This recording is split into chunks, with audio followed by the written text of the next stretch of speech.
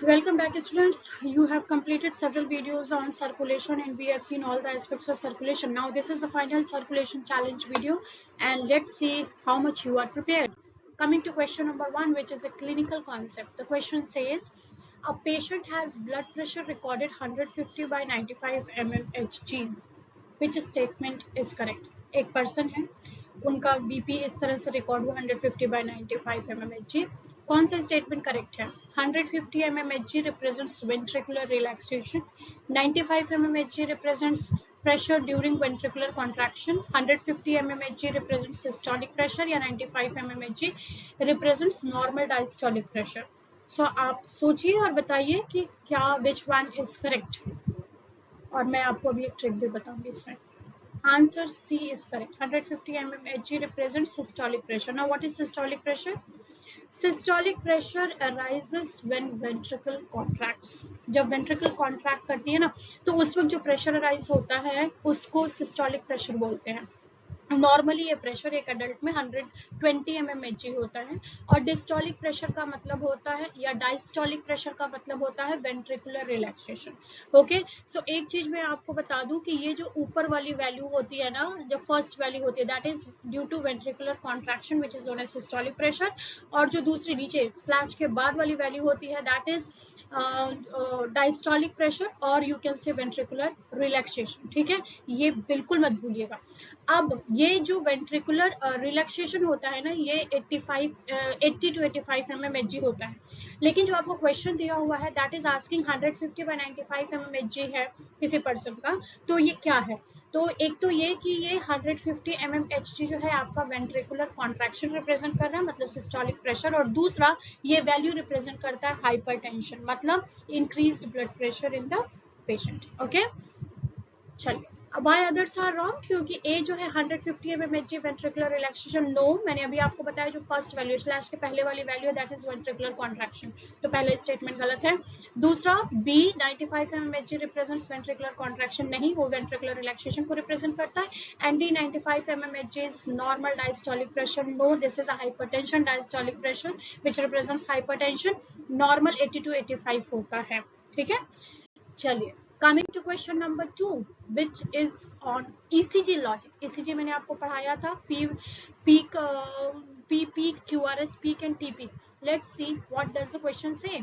Question कहता है कि during ECG recording the QRS complex जो होती है वो क्या रिप्रेजेंट करती है? P, QRS, T. ठीक है, QRS क्या रिप्रेजेंट करता है? Atrial depolarization, ventricular depolarization, ventricular repolarization या atrial relaxation only? Tell me what is the correct answer. We have repeated this in the previous videos and that's why I keep saying to you कि previous videos देखिए, उसमें आपके बहुत सारे concepts के साथ सब कुछ मैंने clearly explain किया हुआ है. चलिए, answer B is correct. QRS complex जो है वेंट्रिकुलर डीपोलराइजेशन को रिप्रेजेंट करता है. ठीक है, जो कि वेंट्रिकुलर डीपोलराइजेशन का मतलब द स्टार्टिंग या initiation of the ventricular contraction.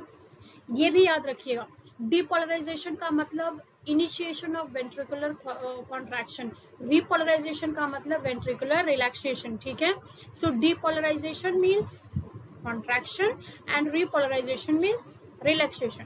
Now important NEET के पॉइंट ऑफ व्यू से पी वेव जो आपका, मैंने आपको ECG बताई थी, ECG में मैंने आपको दिखाया था एक पी वेव था followed by QRS followed by T wave. ठीक है, ये आपका P होता है, दिस इज QRS और ये आपका T वेव है. ठीक है, तो इस पूरे पीक को अगर आप देखते हैं तो P वेव जो है आर्टेरियल डीपोलराइजेशन, आर्टेरियल डीपोलराइजेशन मतलब आर्टरीज पहले कॉन्ट्रैक्ट करनी. ठीक है, देन उसके बाद वेंट्रिकल्स कॉन्ट्रैक्ट की, QRS complex ventricle depolarisation, then ventricle repolarisation, ventricle relax की. ठीक है, so this is the total concept and I hope you are clear about it. Coming to question number 3. Question number 3 is on valve mechanism. Valve मतलब ऐसे valve, AV valve and all.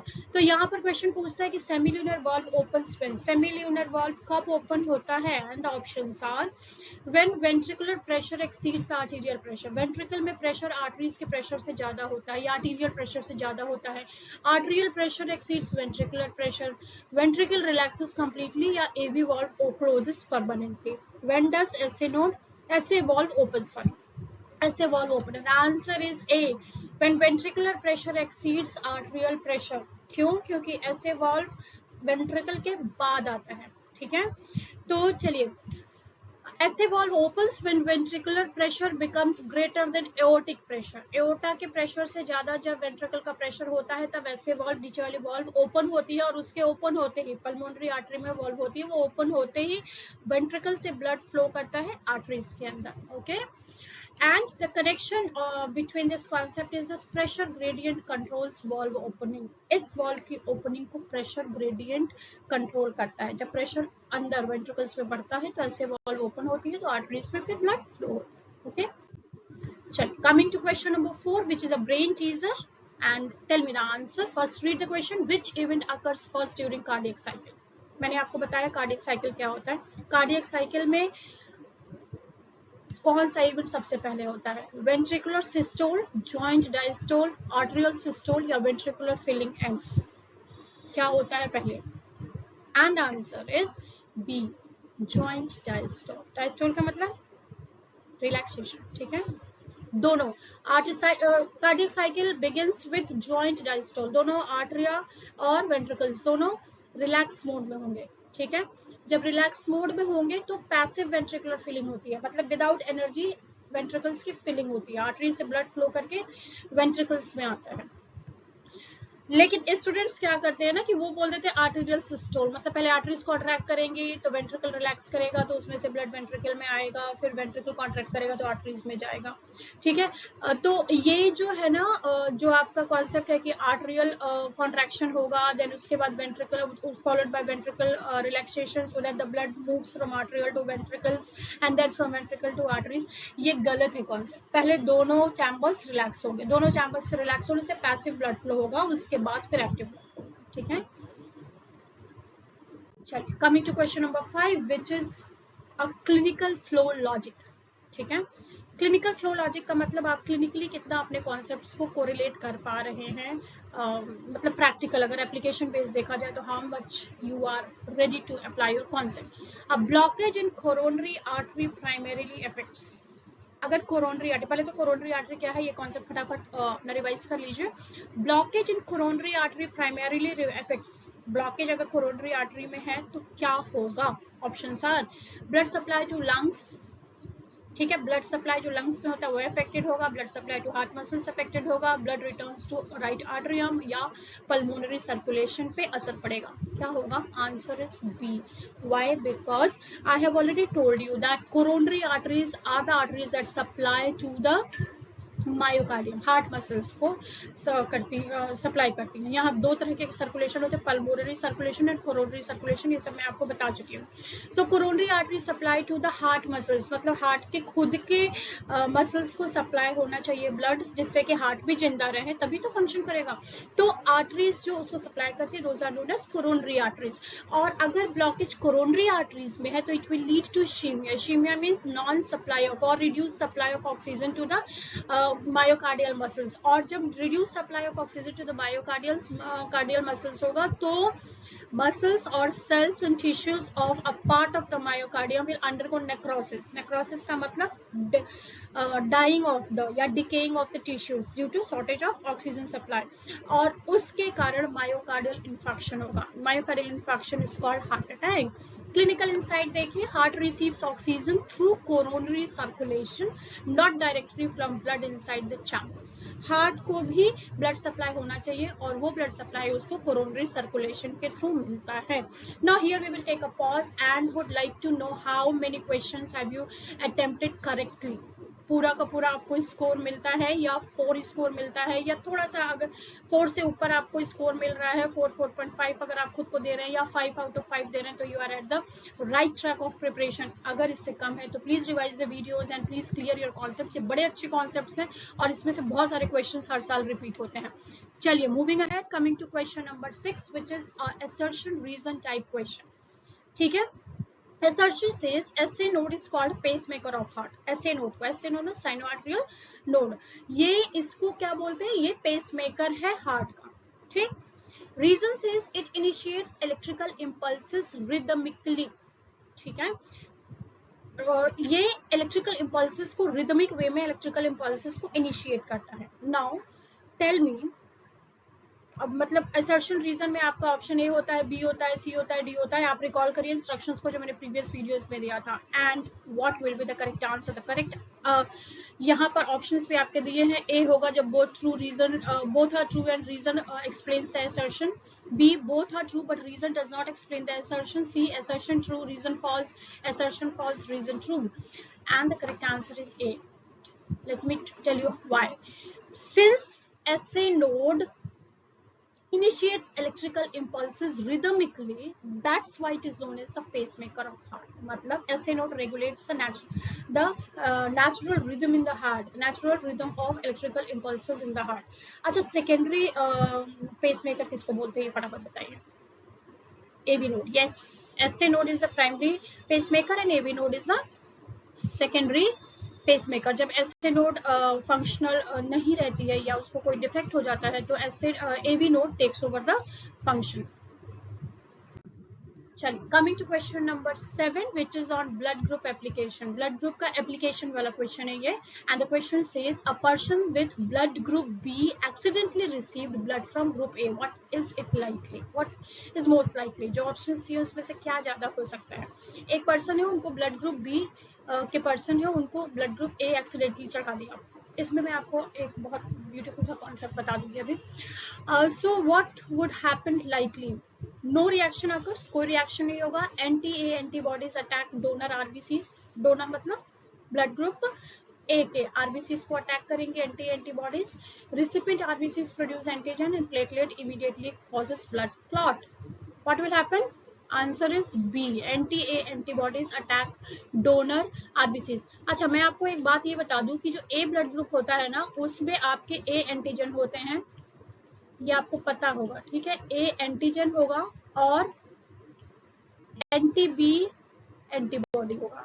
ठीक है, anti B antibody होगा. Right. B में क्या होगा आपका. B और anti B sorry anti A antigen होगा. ठीक है. अब ए बी और ओ में आप सोचिए क्या होगा. चलिए, coming to the next part of this question. Group B, जो ब्लड ग्रुप बी होता है उसके प्लाज्मा में एंटी ए एंटीबॉडीज होती हैं. तो चूंकि एंटी ए एंटीबॉडीज, एंटीबॉडीज मतलब कि antibodies will attack against the antigen. तो ये एंटी ए एंटीबॉडीज जो है, जो डोनर है ग्रुप ए, उसका जब एंटीजन, वो जब आरबीसीज उसके सप्लाई होती है रेसिपिएंट के बॉडी में, तो वो आरबीसीज पर उस आरबीसीज पर कौन सा एंटीजन होता है. एंटीजन ए. अब उस एंटीजन ए से ये एंटी ए एंटीबॉडीज क्लब करके उसकी क्लॉटिंग, कोआगुलेशन कॉज करती हैं या एग्लूटिनेशन कॉज करती हैं. ठीक है. And this agglutination actually leads to clumping of the RBCs. इसको हिंदी में क्लम्पिंग, जुड़ना बोलते हैं. सारे आरबीसीज जुड़ने लगेंगे, जिसके कारण ब्लड क्लॉट फॉर्मेशन या क्लम्पिंग ऑफ द आरबीसीज में lead to blood clot formation. और सारा का सारा जो ब्लड रेसिपिएंट को चढ़ाया गया है उसमें क्लॉटिंग होने लगेगी. And I have told you what will happen if clot formation occurs in the blood. Coming to question number 8, which is a conceptual trap. And the question is, which statement regarding lymph is correct? And the statements are: lymph transports oxygen mainly, it contains RBCs abundantly, it helps in transport of fat, it has more protein than plasma. Which is correct? We are not talking about the false statements, we are talking about the correct statement. I gave you a concept before कि not या false या correct वाले इस पे ध्यान रखिएगा. Not कहीं कहीं लिखा रहता है, कहीं कहीं एंड लिखा रहता है. ये सब कुछ बहुत क्लियरली, क्वेश्चन को बहुत केयरफुली आप पढ़िएगा, क्योंकि क्वेश्चन हमेशा ट्रैप के फॉर्म में होते हैं. ठीक है, आपके कॉन्सेप्ट्स स्ट्रेट फॉरवर्ड क्वेश्चंस नहीं आते, because you are appearing into a national level exam, तो क्वेश्चंस भी ट्रैप फॉर्म में होते हैं. Which statement regarding lymph is correct? And the answer is C. lymph helps in transport of fat. Why? Because lymph have something called lacteals. मैंने आपको पढ़ाया previous video में. Lacteals in the lymph helps in the supply of in the transport of fat. Lymph transports absorbed fat from intestine and helps in immune defense also. Lymph immune defense में भी काम करता है, help करता है. क्यों? क्योंकि इसमें आरबीसीज नहीं डब्ल्यूबीसीज होती है। जो स्टेटमेंट बी है, it contains RBCs evidently, no RBCs are found in blood, the lymph contains डब्ल्यूबीसीज। इसमें बहुत कम प्रोटीन होती है प्लाज्मा के कंपैरिजन में, और इसमें आरबीसीज बहुत ज्यादा नहीं होती है। Okay, coming to question number 9, which is based upon cardiac output logic. Cardiac output, it is increased directly by, cardiac output directly increase होता है। एक मैंने फॉर्मूला बताया था, याद करिएगा, cardiac output is equal to heart stroke into ये, ठीक है, आप वो फॉर्मूला याद करिए तब तक। Cardiac output increase directly by reduced heart rate, increase stroke volume, valve exposure या रिड्यूस्ड वॉल्व क्लोजर या रिड्यूस्ड वेनस रिटर्न। क्या होगा correct answer? Correct answer is B. And why? Because cardiac output is equal to heart rate into stroke volume.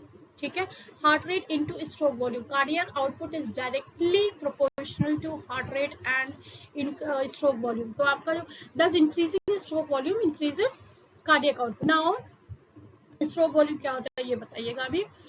Reduce heart rate जो आपका option A दिया हुआ है, हमने देखा कि डायरेक्ट प्रोपोर्शन है, तो रिड्यूस हार्ट रेट होगा तो कार्डियक आउटपुट क्या होगा? रिड्यूस हो जाएगा। लेकिन क्वेश्चन पूछ रहा है इंक्रीज कार्डियक आउटपुट, तो ये वाले statement option A is wrong. Increase stroke volume, yes it is right. Valve closure or when reduced venous return, these are wrong answers. Stroke volume is equal to, मैंने अभी पूछा था what is stroke volume. Stroke volume is equal to the blood pump per ventricular contraction. जब ventricle contract करती है पूरी तरह, तो जो blood पंप होता है उसको हम स्ट्रोक वॉल्यूम कहते हैं। अच्छा, एक बात और फटाफट बताइए कि पूरा का पूरा जब वेंट्रिकल कॉन्ट्रैक्ट हो जाता है तो क्या पूरा का पूरा ब्लड पंप हो जाता है? No, certain amount is left over, that is known as residual volume। ये हमने एक वीडियो में कवर किया था, residual volume होता है। ठीक है, मतलब चैम्बर्स कभी भी पूरी तरह खाली नहीं होते हैं, हार्ट के chambers. Coming to question number 10, which is a high yield clinical concept question, and the question is, a prolonged deficiency in oxygen supply to cardiac muscle may result to, बहुत ज्यादा मतलब ऑक्सीजन डिफिशियंसी है cardiac muscles को, ठीक है, cardiac muscle की बात हो रही है, मतलब मायोकार्डियल मसल्स को प्रोलॉन्ग्ड डिफिशियंसी ऑक्सीजन की, जिससे क्या हो सकता है?